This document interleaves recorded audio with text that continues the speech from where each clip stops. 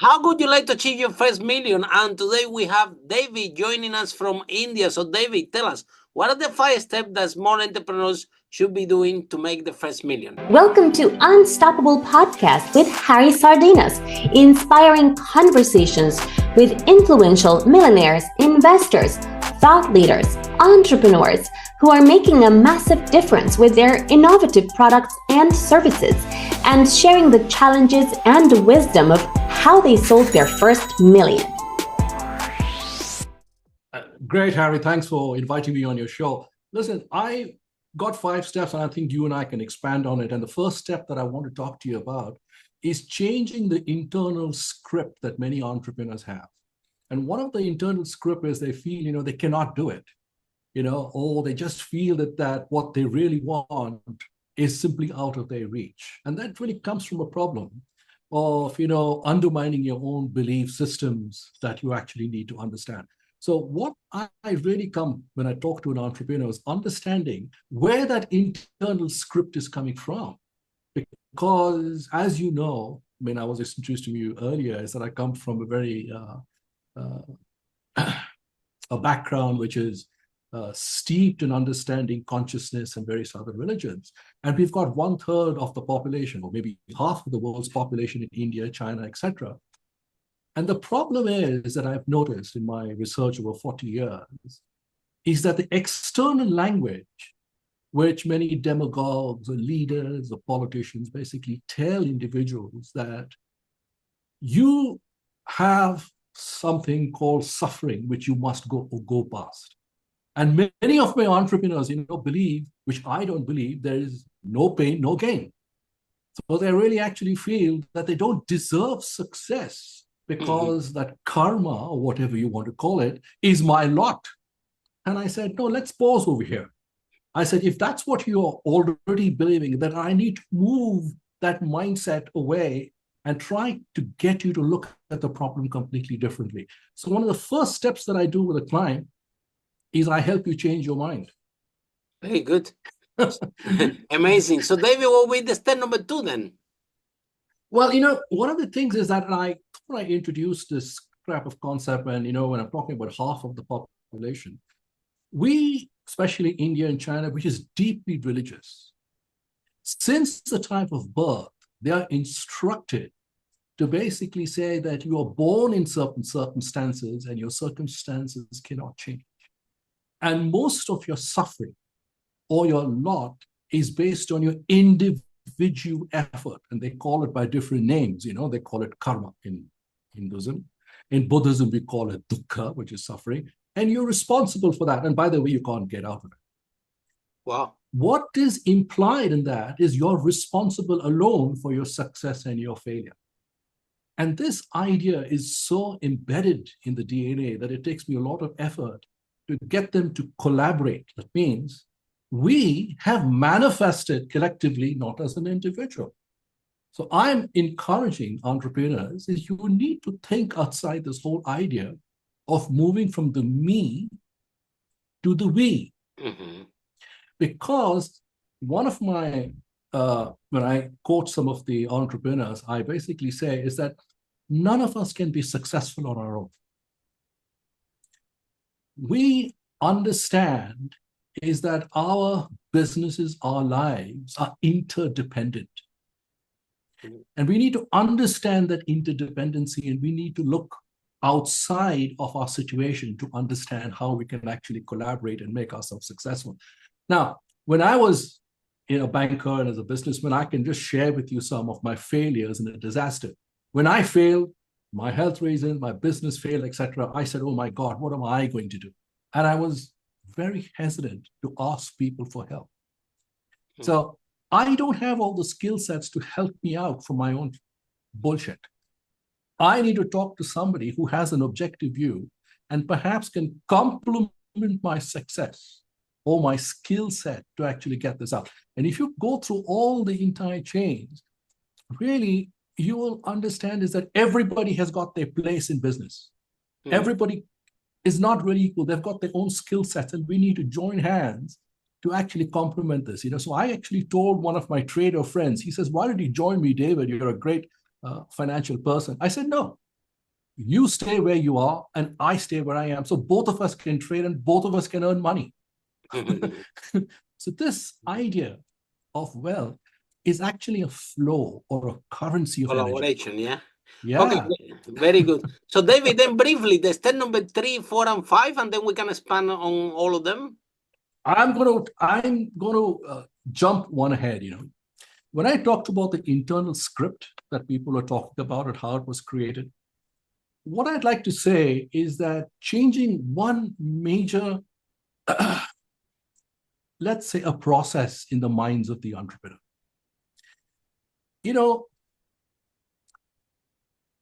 Our answers are limited by the limitation of the question we ask and pose ourselves.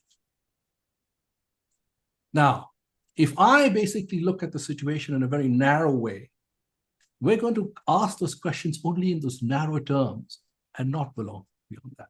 Mm-hmm. So this is very important, because when I talk to an entrepreneur, I said, what is your business? And they might say, my business is selling shoes, for example, or doing a particular software, for example. I said, you're so focused on that problem that you have, so narrow, you're not looking at it from an experience or giving an experience to the customer. I said, can you talk about your product without talking about your product? He says, no. And the reason he says no is because he's defining his business and his life on very narrow pathways. It's never about the product. It's about the experience, yeah? Exactly. Okay, so there's step number 3 is not about the product, it's about the experience. Very good. Yes. Okay, step number 4 and 5, very briefly, David, because we're going to span later, yeah? Very not a step problem. number 4 and 5, and then we span. I would say is the very, very important thing is how you communicate. And this is one of my main things that I actually communicate to the customers. How you communicate and how you content is extremely important. Now, I have got several sites on content, and one of them is called Zen Content Mastery. My content is designed to wake zombies and the unconscious. If we don't understand how to actually move audiences, I give away a free ebook called Moving Mountains. How to move audiences which are practically dead and you're not even aware of. How do you communicate them to change large audiences' minds? That's what I call moving mountains. To actually look at you and the product and the service in a different way as an experience. Give them the identity with your product rather than selling a commodity. So how you communicate and how your content gets to the consumer is as important as the best product that you can build, whether it is a widget or anything like that. 100%. Communication is extremely vital. Yeah. It's not just what you communicate, it's how. I'm going to get on to the last one. Many of my clients, and this is where we all get stuck, they cannot differentiate between price and value. I'm going to give you an example, Harry, is I had a client and I had a great, it was a difficult client. And he was one of the best software companies in my part of the world, and everybody is in software. And the first thing he kept telling me, David, nobody can beat me on price. And this is something this is a problem, yeah. So he said, if you're going to lead with that, what you're really doing, I told him, is that you're trying to give a discount like a bribe to your customer to buy a product. You're not offering value. And I keep telling them is your customer, in fact, all customers all over the world are looking for value, which identifies with what they really want to do and what means to them.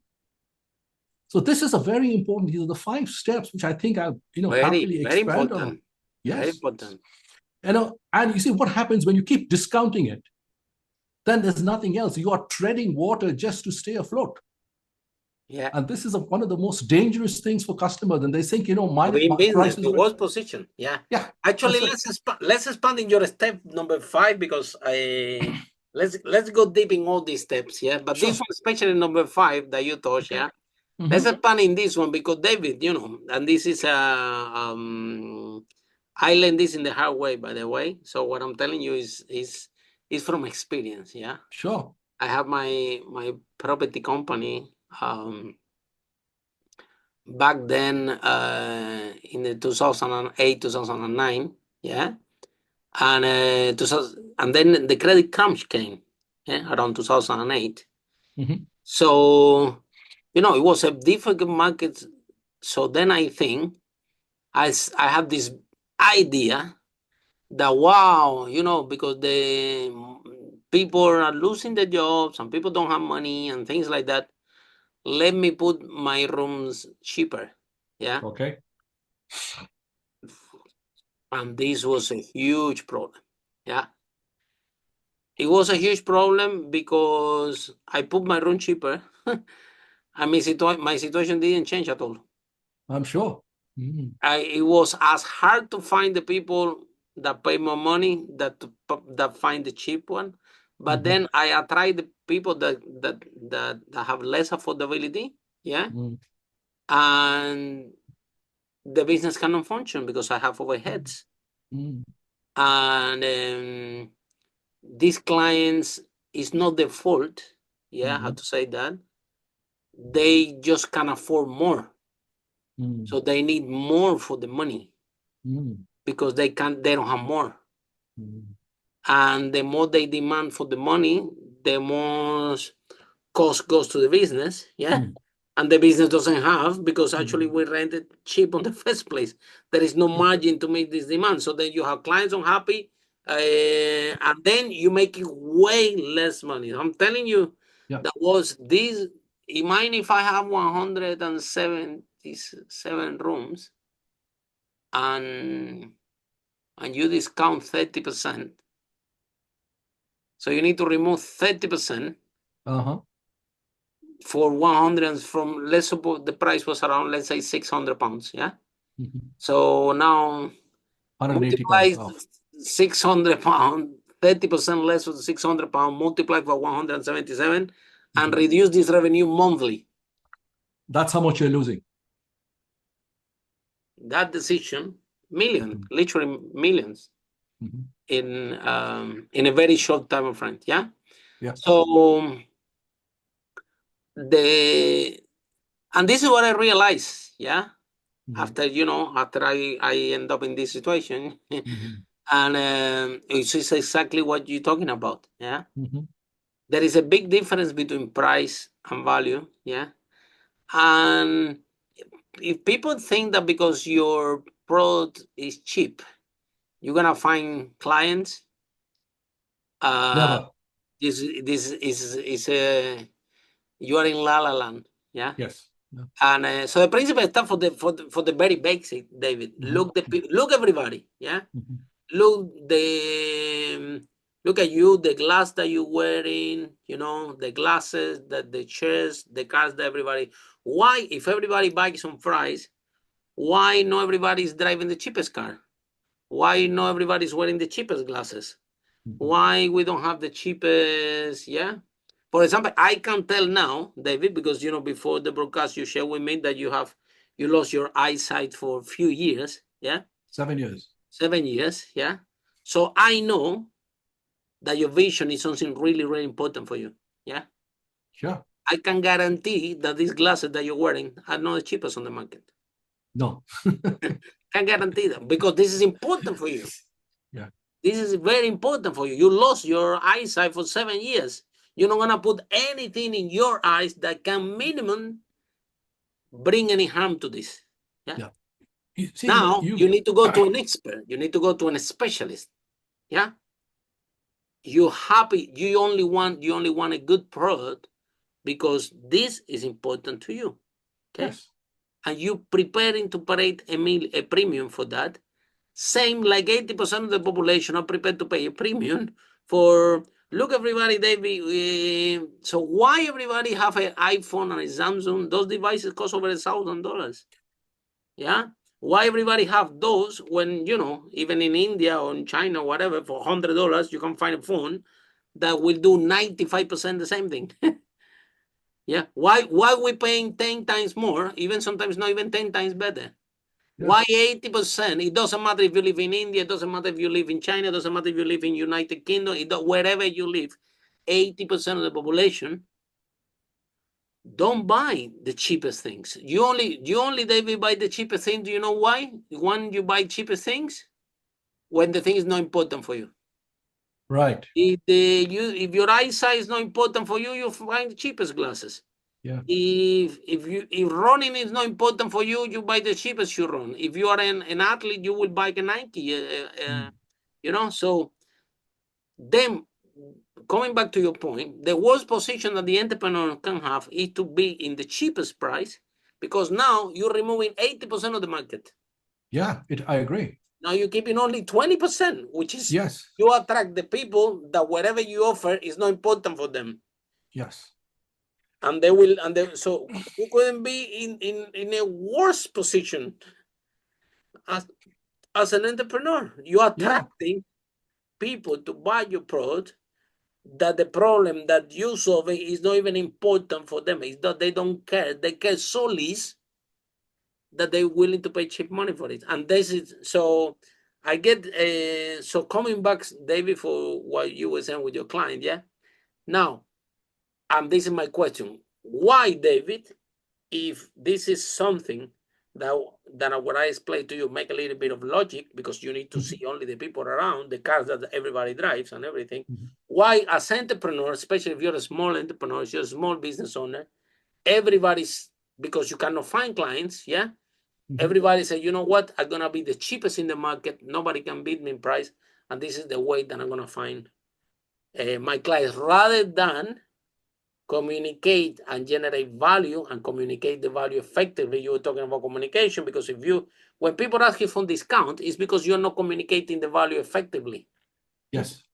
Have nothing to do with your price. It's a communication, which was your step 4, by the way. You know, if you communicate your value effectively, you can justify why the price is more than the competition. And my problem was this one, that I decreased the price and I had the same problem, because my problem, it was no price. My problem was I was not communicating the value effectively. And when I dropped the price, I still had the problem. Until I didn't communicate the value effectively, I couldn't rent my rooms expensive again. Yeah, you know. Makes sense? So why all entrepreneurs, even me, you know, like I said, this happened to me in the hard way. Why again and again and again we make this mistake, which is very painful if you have a large organization and you have a lot of clients and you have a big operation. This decision almost collapsed my business when I was starting. If I can respond, Harry, there is a fundamental shift that I help entrepreneurs, and it takes a long time for me to get them to understand this. When they talk about branding and communication, they think that the brand exists in the product, the service, or the company that they offer. Whereas I say you need to respect your consumer, because your brand exists in the mind of the consumer, not in you. What you need to do, I tell the consumer, you use the word, is it important? Is the product or service important to the consumer? I said, the product or the service must mean something. It must have a meaning to the consumer and his life. It goes to the identity of the person. That's where the brand exists. That's where you need to extract the brand from the consumer. Let the consumer tell you who the consumer is, because then he's telling you, this is the value that I'm seeking. I'm not seeking price. So when we understand is that you shift the paradigm from defining what the brand is. I want to do this. That means I become an ideologue. Whereas actually the brand exists in the mind of the consumer. And we have to identify that and respond effectively or match their expectations and so that we can provide that value. So this is the fundamental difference, or the shift that consumers, clients and entrepreneurs must make if they want to make their million. Because if you can tap that, then you're tapping into the entire ocean rather than that 20%, you see? Now you're going to the 80%, yeah? Absolutely, yeah. Actually, it's the client who defines the brand. If you listen carefully, yeah? Because that's the thing. Okay, this is my brand. This is my story. I agree 100% with you.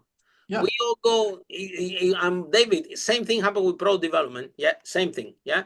Okay. People there, how so many entrepreneurs out there, they go there, especially the tech space. You're based in India, so you see a lot of tech entrepreneurs. The people with the pro, they go there, and then they take all the money that they have. They ask all the money to the parents, to the friends. They remortgage the house, just developing a product that they think that people want. Yeah. And after all the resources are exhausted and they don't have any solution, they will come to David with no money because they don't have. David, please help me to sell the product. I cannot sell it. It happens all the time. So, this is, you know what I mean? And they don't have, they already exhausted everything. Yeah. Or in product development. So why? Why? Because there is missing a fundamental step here, which is if you develop what do you call it? Minimum valuable product, especially minimum, the minimum possible. And then you show it to your clients and you listen to what the clients are telling you. The clients will shape that product, and they will tell you how they want it, and they can be ready for it. But as entrepreneurs, nobody is listening to the client. Everybody says, I believe that this is my product. Let me build it. Let me do it. And then, well, find out that after you thought that you create a huge, amazing thing that's going to change the world, they don't like it. They don't want it. They don't want to pay for it. Not in this form. Yeah. Harry, it's a pleasure hearing you say this, really. Same with the branding, David. The people, the entrepreneur, okay, my brand, this is what my brand is, should be like this, these are my values, blah, blah, blah. Look, have you checked the values that people are buying your product? Have you checked what they believe? Yeah. Can you align? Can you listen to them? Yeah. Look, David, look, simple story. Yeah. Same when I have my property business, same thing. I'm renting the room. Yeah. I open the door. I showed to a guy, I said, look, this is the room. Do you want to buy it? 600 quid? I think so. And the guy said, Harry, you know what? The room, it needs painting, man. It's no, but I cannot take this room like this for this amount of money. Yeah. So I'm sorry, I'm going. So that day, I didn't said, oh, I'm going to put the room cheaper. That day, what I said, I listened. I said, okay, you know what? Let me go and paint the room. So I went there and paint the room. I'm painting myself, and I paint the room in my life. I'm painting white. Then next person is a girl. I opened the room. I said to a girl, look, this is the room. What do you think about the room? And the girl said, it's a little bit cold. It doesn't have, like nothing. Just a white room. It's clean, but, it's too cold. I'm not going to take it. So I go there and I went to IKEA. I buy this bed sheet that there are pink, red, and orange. More warm, impossible. And then I bought a painting for black and white, and black and white painting with a little bit red. I put it on the wall, and in the way back, I pass for the shiny shop and I pick a vase with the with the flower for pound or something. Very cheap. And then I put that in the room. So the room looks better after I put the bed sheet, after I put the painting, after I put this. Now the third girl come. I opened the door and said, this is the room. Would you like to take it? And you know what happened? The girl said, yes. Why not? I'm happy. And then she paid the money. Yes. So what it means is that the product, it was not what Harry wanted to sell. Harry wanted to sell a product for 600, or I remember the price around that, where this was not painted, it was no value there. And the client, the market was not ready to pay this amount of money because the value was not there. That's not what they want. But as soon as I increase the value, and I listen to them what they really want, then this is how I rent my first room, and this is we used to rent all the rooms, and it was so. Why then, David? We have this problem as entrepreneurs, as a small business owner, that we think that we know best, rather than communicate, which is step number 4, which is very good. Open a channel of communication with our client, talk to them, ask them what they think, about the product. And the more you talk to them, the more you obsess with them feedback, the more you give them the product, you receive the feedback, the better you can build. But this is, like you said, it happens all the time. It happens all the time, and then everybody's failing all the time, right? Yes.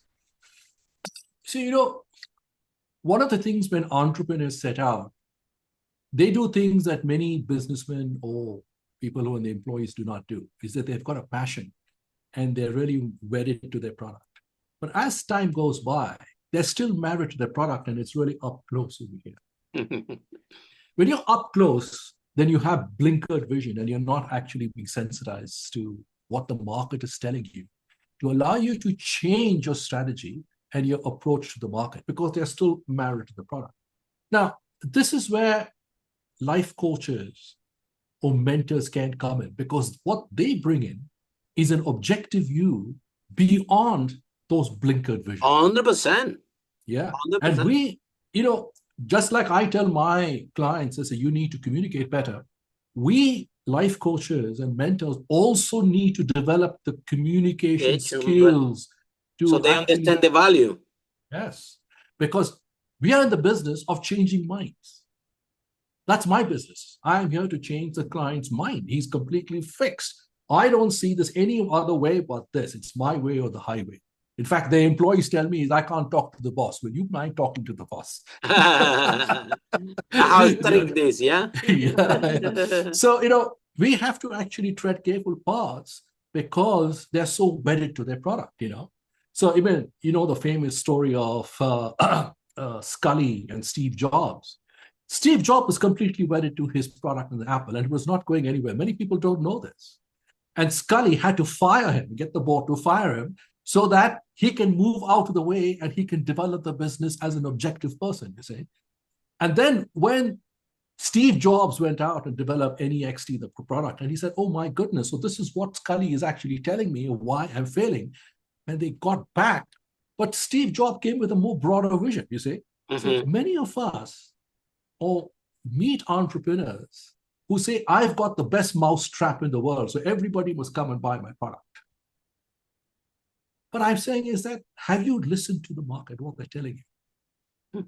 We can communicate better to the market by listening to what the market is trying to communicate to us. Probably they don't want it's so amazing mousetrap. Maybe they just need the trap. You know what I mean? Yeah. So they're trapped in their own mousetrap. You understand? So yes. What I come is I write content which everybody recognizes in the world over. Is there are advertising companies which send me their content which says, can you audit it because we're not making a breakthrough with their audiences? Wow. Yeah. So I said, yes. And here's the problem. You all come out, they are young kids, technology geeks, etc., etc. So when I was mentioning that my entrepreneur said, I want to communicate my ideology, the product with the consumer, another thing comes up, or another phenomena happens, is that today's social media, which is entirely tech-centric. So they said, if we build up this content and spit it out, it'll land on the customer and the customer will come to us. This is not branding or advertising. This is digital broadcasting, which is different from engagement with the consumer. So digital broadcasting is not the same as engagement with your audience. Because in digital broadcasting, they've got geeks and bells and whistles which say, we need to have a call to action. So they have something called a funnel. I'm one person who just basically goes over the funnel. I said, before you have call to action, you must get reaction. That reaction will tell you what the product means to that consumer so that you can define the communication. Then you can define the action. Yes. But everybody forgets that first part, you see. And they are spending billions of dollars of broadcasting. That's why we have such a lot of junk mail in WhatsApp, etc., hoping that I'll have a call to action. But that call to action is just 4 seconds. I've forgotten it. But if I have something meaning for that customer, if this product means to me, then I have an emotional response. That's evocative. That's where great content is written or modified to pull out the consumer to get the product to mean something to him. That's where I come in. Then I will tell the entrepreneur, now that you know what it is, let's modify our communication strategy and channels of how we go around. And then you'll see the sales zooming up. Yeah. So, David, talking about this, I want to also ask you a question, because when it comes to mentors, there is always the entrepreneur have that ego, Yeah. that they don't recognize that they need help, and they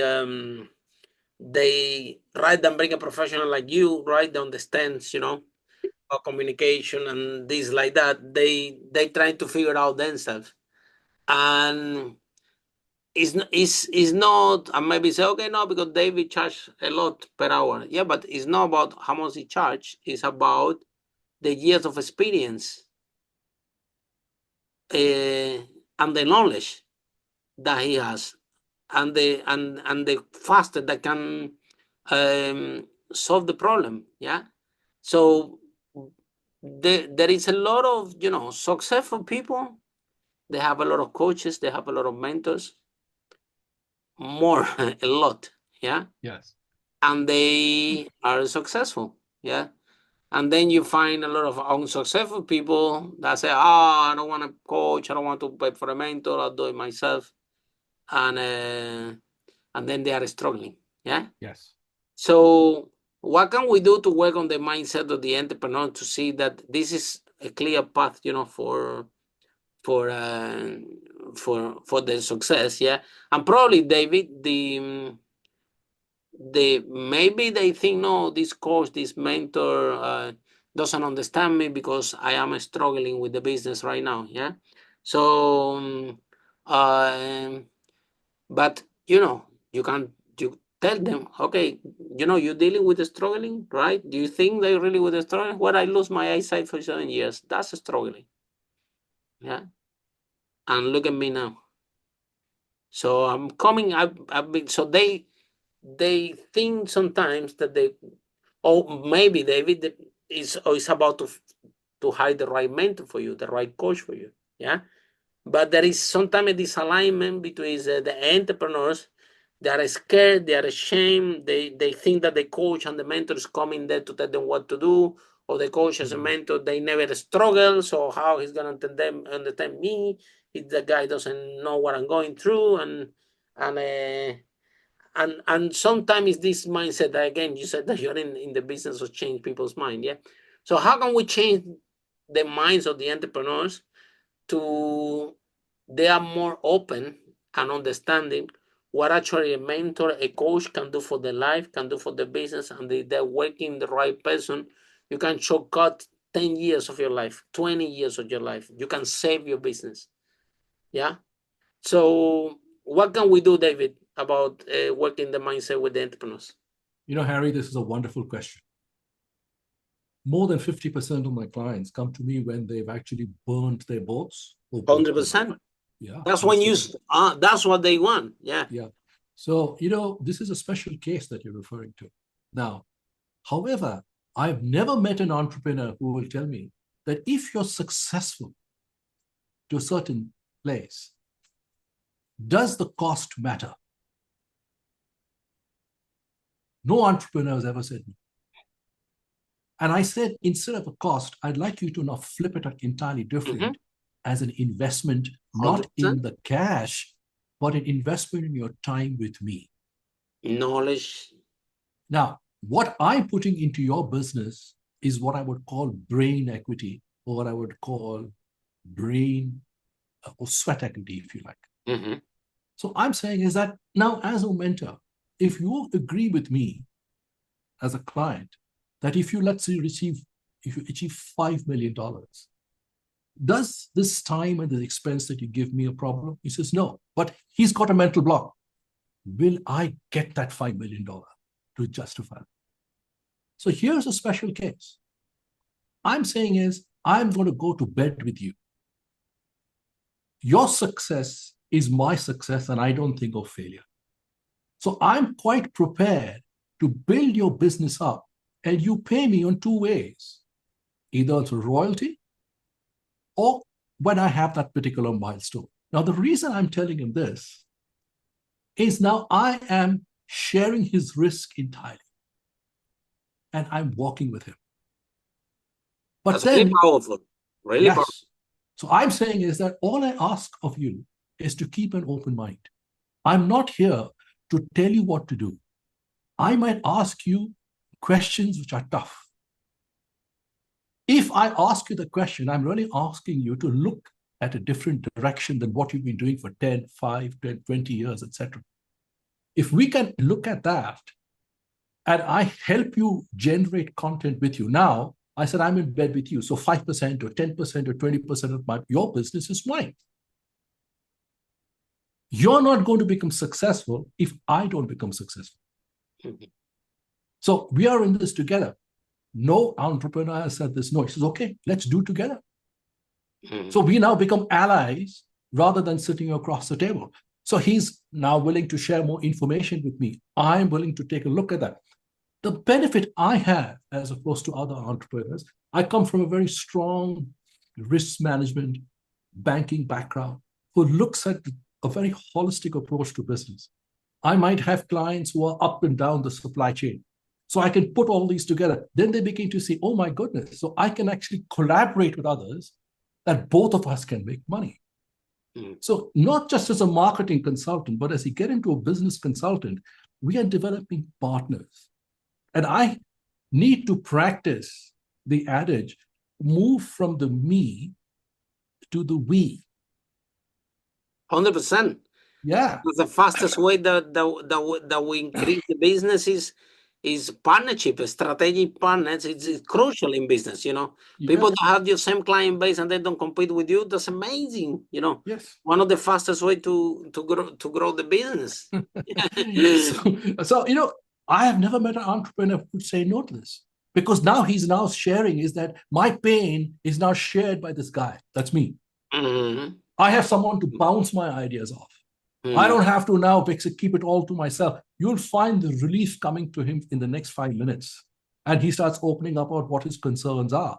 But I bring a completely objective view. And I said, can we look at it this way? See, it's a question. It's not a business statement of what he should do. And by him looking at the problem in a different way, you'd be surprised how the problem gets chipped away. You understand? So one of the things that I like to offer clients is that this is one aspect, which is actually a special case. But more often than not, I like to encourage clients to look at content in a way that it engages the consumer and what it means to them, what your product or service means to them. Because we are in the business of just one simple thing, trust and reputation. When you build that up, leads will follow. Mm-hmm. Whereas everybody comes to say, I want marketing leads. No, let's build the trust and the reputation first. And you'll find that your marketing leads is almost axiomatic. Mm-hmm. This kind of building up of this content is actually very vital in the first place. Yeah. So, but then, David, now let's talk about social responsibility. Yeah, because people think that that because especially in India, right? But we can talk all over the world anyway. But sure. People think that because they put in the plastic bottle inside the bin, yeah,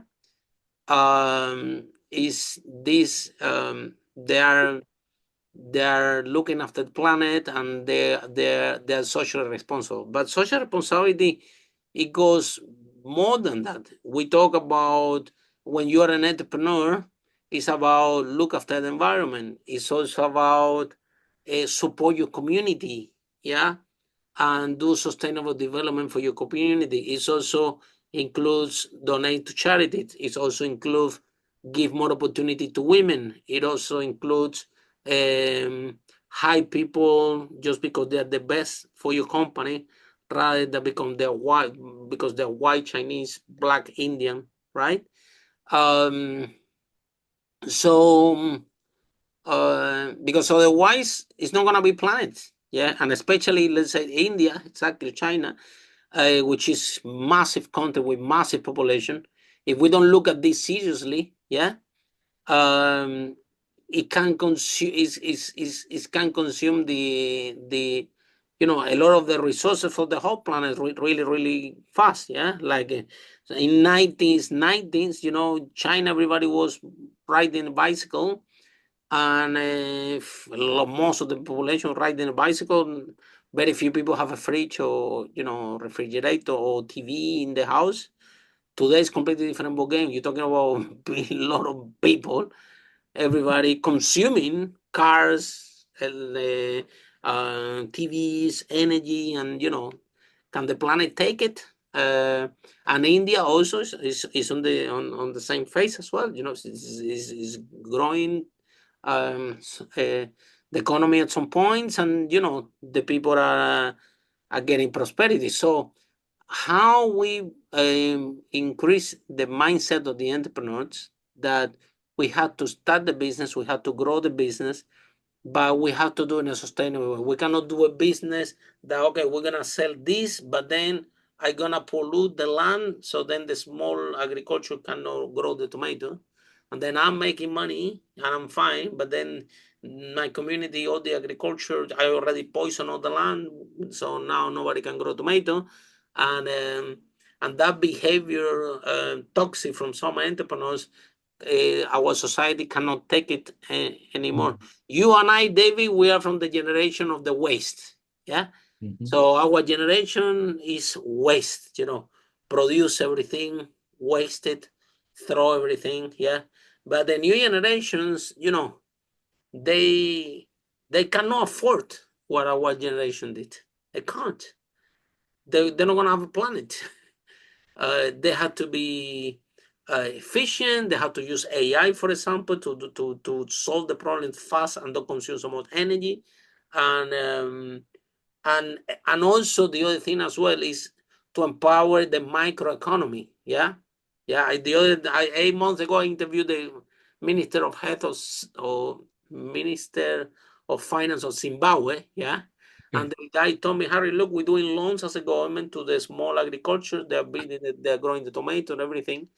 They're paying back the loan, and and uh, and then we give them loans again, and they continue. And this help a lot. Actually, he told me that women are paying the loans better than men, which is Same another like in India. which is another subject. Yeah. So what can we do, David?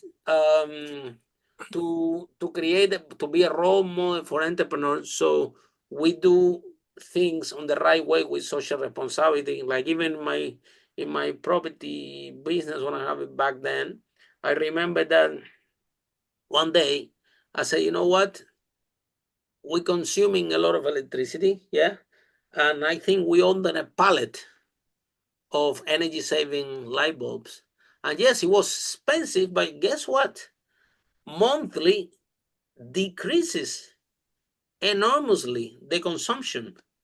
Yeah. So just by changing just by changing light bulbs in a company that operates 177 rooms monthly, and we consume, that business consume a lot of energy itself, it solves two problems. Is the light bulb we put last longer, the business literally make more money because it consume less electricity. So we did good, yeah, and we make money at the same time. Yeah. So Right. how can we empower entrepreneurs to do good and to make money rather than only to make money and I don't care if I do good or not? Well, you're asking the right person this question. Good. Yeah. You see, there are, when I told you earlier, in the past 25 years, I was looking at a way to actually have what we call a 360-degree economy. Now, here's the problem that I meet with entrepreneurs. Do not forget this word, and the word is entropy. Most entrepreneurs believe that they have to destroy something to make something. But when you do that, you're really eating up the planet, whether it is mining or producing electricity, etc., etc. What entrepreneurs tell me is, hey, there are no solutions. I said, that's not true. So people like us who've worked with technologies, which is non-entropic, in other words, what you produce, what people call waste, can become a raw material for 100%. another process. I'm glad you brought up of the minister of Zimbabwe. Please ask him to contact me. You know why? We are building eco-cities in all parts of the world, especially in Africa, where the people, education, agriculture, and eco-homes not only saves the planet, but sustains the planet and renews it and makes that entire community completely independent. So when you ask me is how do we create wealth for entrepreneurs, I'm in the business of creating wealth for nations. How can nations bring back the income back into the community and get that growth? Now that's true sustainability rather than going up. See, I know supranational companies like IMF, the World Bank, etc., the China Silk and Road Project. We will put on our money there, but then you have to pay us back and it goes outside the country. I said, no, you want a solution? I'll give you the same, address that same problem, but let's learn how we can keep it within the community. That's where wealth stays in the home, you see. Absolutely. It's creating about the jobs, There is Yes. nothing wrong. I mean, there is nothing wrong that a company, foreign company, go there to India and, I don't know, and extract, I don't know, some minerals or whatever. As soon as you employ the people that live there, as soon as you care about the community, as soon as what you cannot do is to go to India to extract national resources and bring your own employees, your own food, your own thing, and extract everything and don't leave Yes. anything to the country. And it's been happening a lot. Yeah. A lot.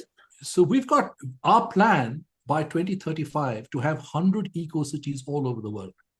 We've got about 10 or 5 or 10 to 15 currently operational right now. Where they are? I'm going to tell you. Cameroon, Uganda, Kenya, several, Sudan, South Africa, parts of South America, Philippines, Malaysia.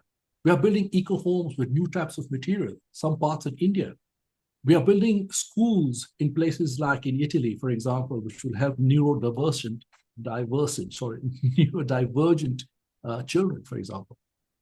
And we're getting requests all the time from countries which will basically are seeking employment, seeking ways to educate their children. What I'm saying is, if I can use Africa as an example, Europe and Africa has a huge migration problem. Can we find ways to create skills and employment for Africa, for Africans in Africa, where the wealth is actually stored and maintained and where they can grow their families? So that's what I'm involved in with the Hira and a whole gang of people who are what we call ourselves, light workers, if you will, so workers of city. So if people are how many people live in those cities, David? I'm telling you, we're talking about, say, for example, 100 villages who are coming together to form an eco-society under the banner. They're trying to grow, for example, sunflower to save 100 million of tax revenue, which is being imported, $100 million a year. But now we are telling them or teaching them how they can actually grow the sunflower and actually keep the wealth in them. So it's protecting the wealth of the country in Kenya. Same day, where different kinds of food sources, waste to wealth. So we are, if we can generate wealth for others and make them millionaires, we are wealth generators. We're not doing it for ourselves. And when I talked about me versus we, then yes, there is a biblical verse.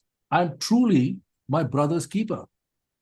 And if we can understand our connection, we are actually holding each other's hands and making all of us wealthy at the same time. Because none of us can be failures on our own. If the chain breaks, it's because we're not caring for the other person.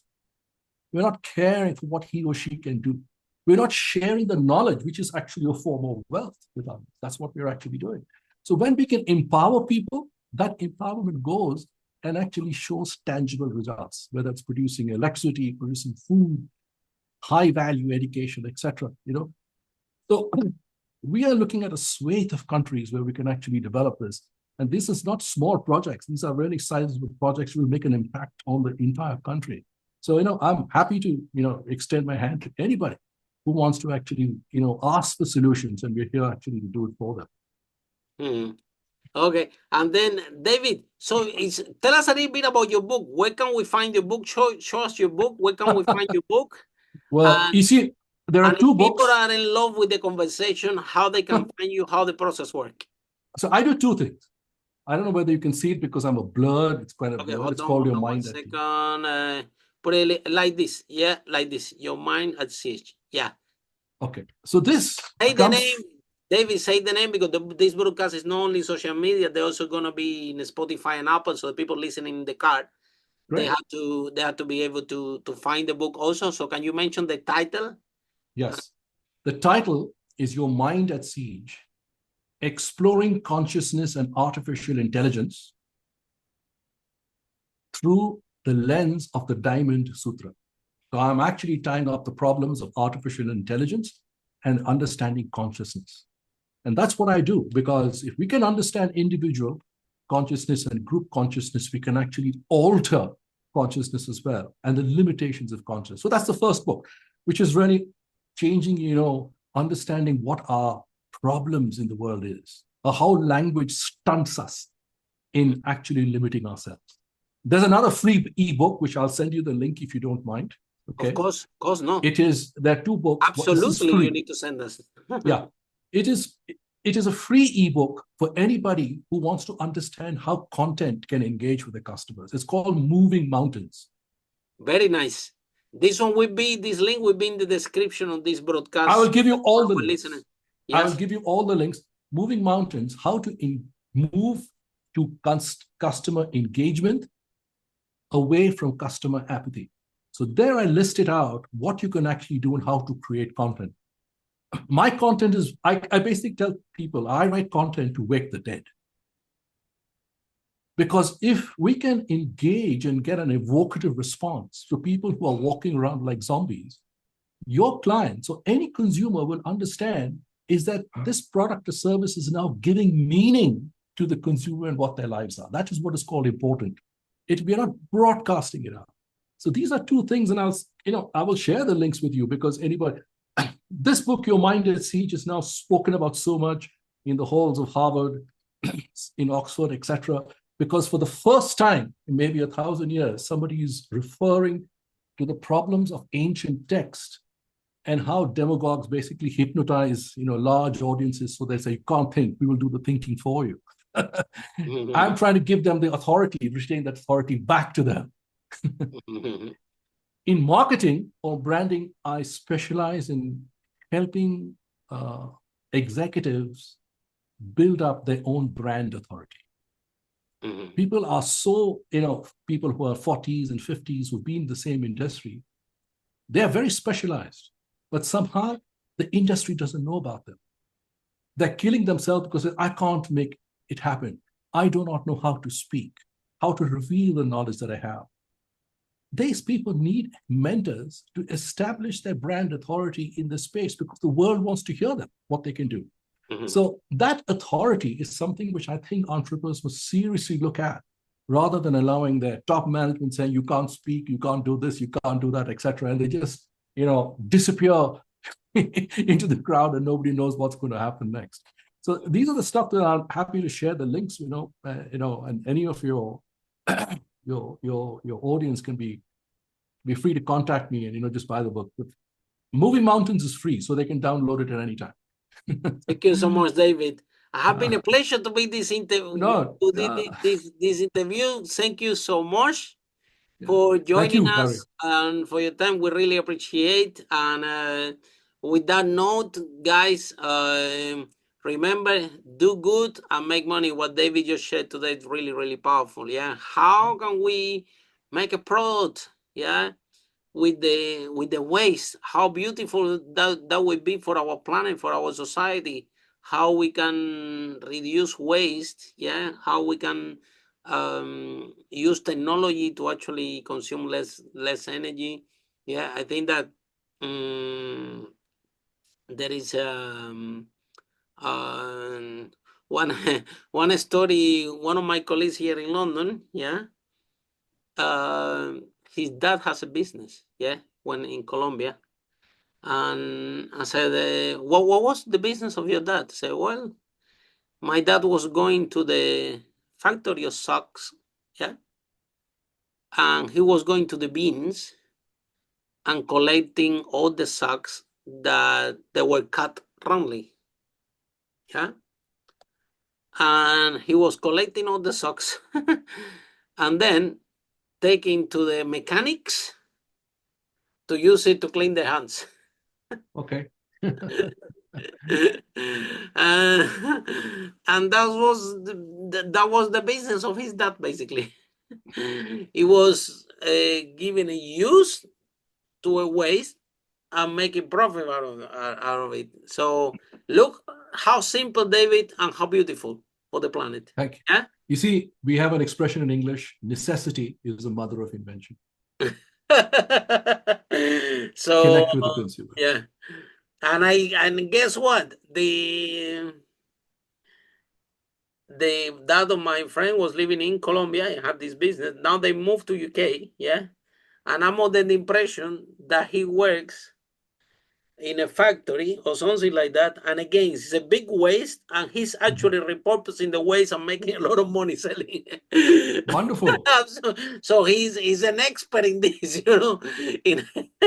That's these have been wherever he lands, he find a production line that wastes a lot of things and repurpose the product, which doesn't cost it. The opposite. The factory want to pay him. That they say, man, you're coming here and collecting all this. Do you want some money? Because this you're giving us a big favor. The rubbish doesn't get accumulated. So even they want to pay him to get rid to take off the cost of the socks. On the other hand, the mechanic, they were amazing. They can clean their hands and things like this. With that note, thank you so much, David, and for you listening. See you in our next episode on Unstoppable. How powerful entrepreneurs like David break that wall and achieve the first million. Bye for now. Follow us for more interviews with the world's most influential, audacious entrepreneurs that overcame challenges and adversity, providing you with the blueprint of how they sold their first million so you can grow your business exponentially.